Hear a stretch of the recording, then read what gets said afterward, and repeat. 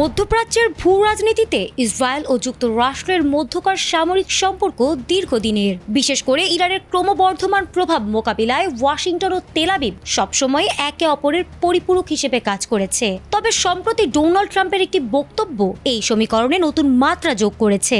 এতদিন ধারণা করা হতো ইসরায়েলের সরাসরি চাপে বা প্ররোচনায় যুক্তরাষ্ট্র ইরানের বিরুদ্ধে কঠোর অবস্থানে যাচ্ছে, কিন্তু সেই ধারণা পাল্টে দিয়ে ট্রাম্প সরাসরি জানালেন এক ভিন্ন কারণ।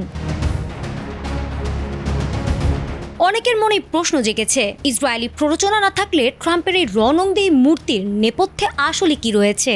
ট্রাম্পের এই অবস্থানের মূলে রয়েছে মার্কিন জাতীয় নিরাপত্তা এবং ইরানের পারমাণবিক উচ্চাকাঙ্ক্ষা। ট্রাম্পের দাবি অনুযায়ী ইসরায়েলের প্রধানমন্ত্রী বেনিয়ামিন নেতানিয়াহু তাকে যুদ্ধের জন্য প্ররোচিত করেননি, বরং তিনি মনে করেন ৭ অক্টোবরের হামলার পর মধ্যপ্রাচ্যের পরিস্থিতি এমন পর্যায়ে পৌঁছেছে যেখানে ইরানের সরাসরি হস্তক্ষেপ বন্ধ করা জরুরি হয়ে পড়েছে।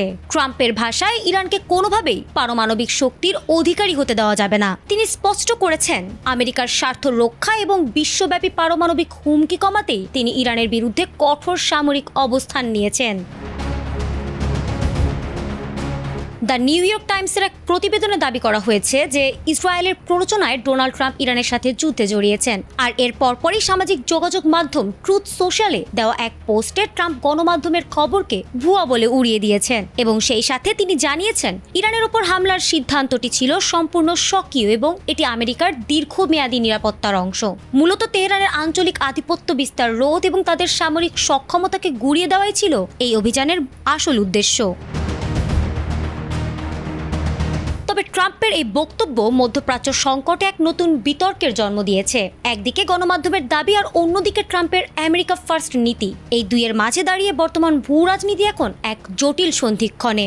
সত্যিই কি এটি কেবল মার্কিন জাতীয় নিরাপত্তার স্বার্থে নেওয়া পদক্ষেপ, নাকি এর গভীরে লুকিয়ে আছে অন্য কোনো কৌশলগত সমীকরণ? উত্তরটা হয়তো সময়ের আবর্তেই পরিষ্কার হবে। তবে ট্রাম্পের এই অনড় অবস্থান স্পষ্ট করে দিচ্ছে মধ্যপ্রাচ্যের মানচিত্রে ইরানের প্রভাব কমাতে হোয়াইট হাউস এখন যে কোনো কঠিন পথ বেছে নিতে দ্বিধাবোধ করবে না।